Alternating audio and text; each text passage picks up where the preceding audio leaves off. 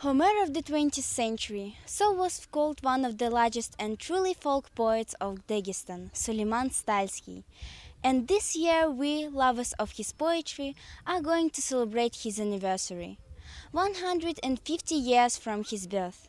His poems are always denunciation of the rich, stories about troubles of common people, about revolution and the Soviet army, social injustice and hope for a better future. The poet has to be highly experienced and young at heart, Sулеймане Стальский said. His soul must blaze like an orchard, because good words are growing only on tall trees. They need to be looked after carefully. Stальский began composing his poems in adulthood, and all the fellow villagers were his books who knew all his songs by heart. I, Suleiman, can't write and read, but to perceive it is no need. To make a verse is hard indeed. Let's aimless poems